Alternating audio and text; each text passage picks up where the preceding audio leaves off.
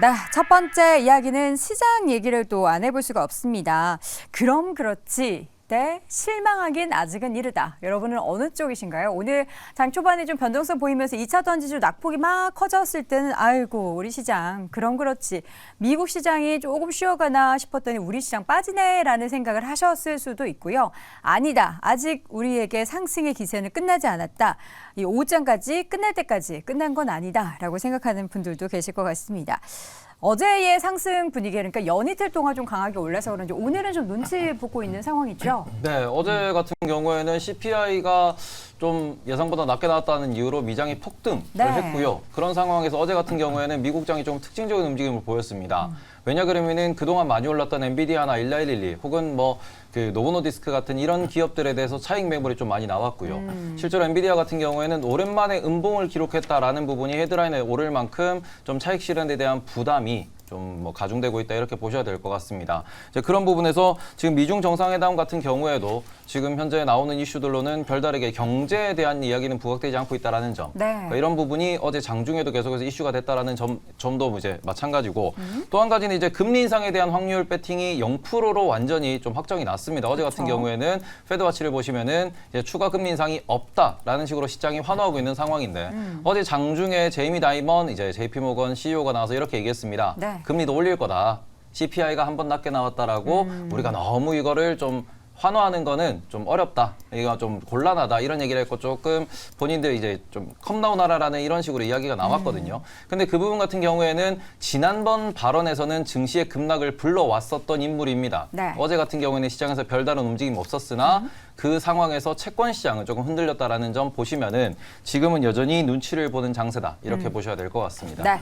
아무래도 좀 올랐으니까 차익 실현 욕구가 당연히 있을 수 있습니다. 저희가 어제 이 시간을 통해서도 좀 올라갔을 때 팔만한 그런 섹터에 대해서 이야기를 좀 나눴던 부분이 생각이 나는데 저희 이야기를 듣고 미국 시장부터 이렇게 다 팔기 시작하지 않았나라는 그런 생각을 너무 또 격하게 고개를 끄덕끄덕 하시니까 민망하네요.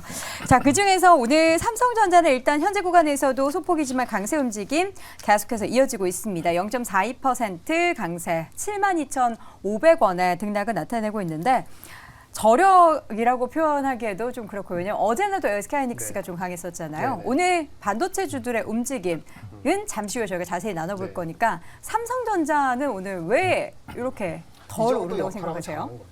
아, 선방하는 거예요? 장이 뭐 조정받을 때 정도 하고 올라갈 때 좀 덜 빠지더라도 덜 올라가더라도 믿음을 조금 천천히 올라가는 거기 때문에 개인들이 삼성전자를 더 막 사는 건 아니잖아요. 근데 외국인들의 그 포지셔닝은 한국의 대표주 반도체 대세라는 거를 기본으로 가지고 삼성하이닉스로 왔다 갔다 하는 거기 때문에 오늘은 삼성전자가 버티는 이 정도면은 무난하다라고 보고요. 매크로 변수가 있더라도 나쁘게 나오더라도 이제는 아까 뭐 CPI, PPI가 우리 생각과 다르게 나오더라도 아마도 삼성전자는 최후의 보루로서 외국인들은 한국을 지탱하는 한 갖고 있지 않겠는가 좀 더 살 수도 있고요. 그렇게 보여지고 있습니다. 네, 오늘 SK하이닉스 장 초반에 13만 4,400원까지 올라가면서 다시금 최고가 경신하는 모습이었고 삼성전자도 현재 보니까 거의 이제 이전에 기록했었던 직전 고점을 막 왔다 갔다 하려는 그런 움직임인데 오늘 또 최고가는 7만 3,000원까지 고점을 높이기도 했고요.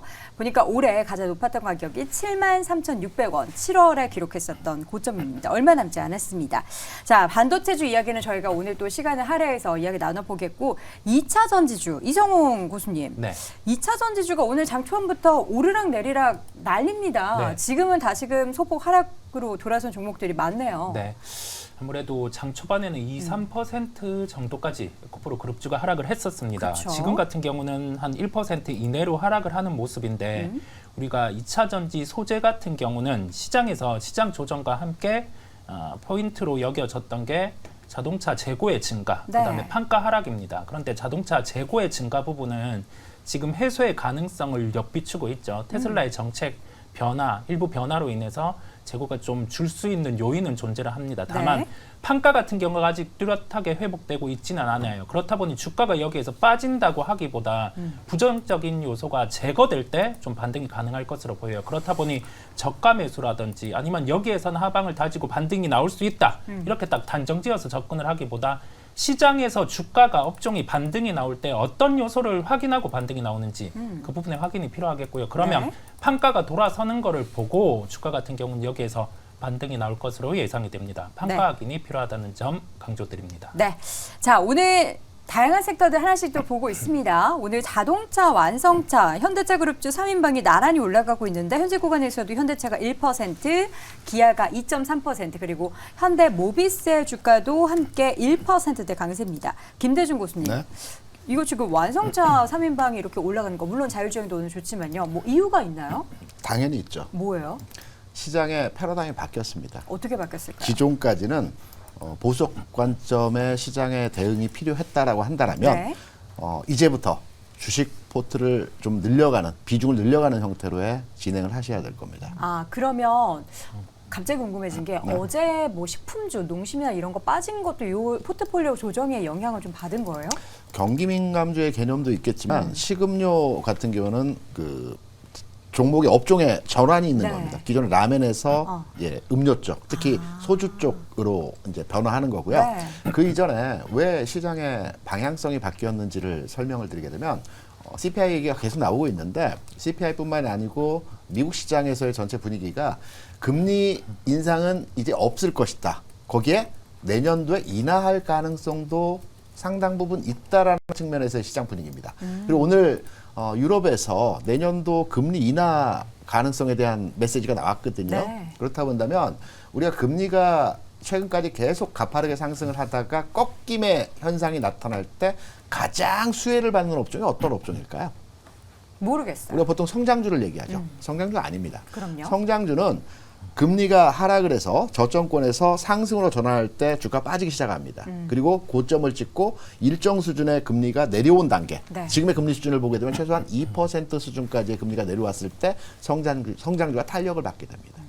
우리가 금리가 고점에서 꺾임의 흐름이 나올 때 가장 수혜를 받는 업종은 첫 번째가 부동산입니다. 네. 그런데 우리가 부동산을 거래할 수는 없지 않습니까? 주식을 투자하는 입장에서 부동산과 관련된 건설주들입니다. 네. 건설주도 같은 경우는 불과 한두 달 전만 하더라도 우리나라 대표 건설업체인 현대건설이 선순위 채권, 그러니까 우리가 시행을 하기 위해서 채권을 발행하지 않습니까? 이 선순위 채권이 10%가 넘었습니다. 12, 13% 했습니다. 네. 나머지 건설사들은 10% 중반 이상이었죠. 이건 못합니다.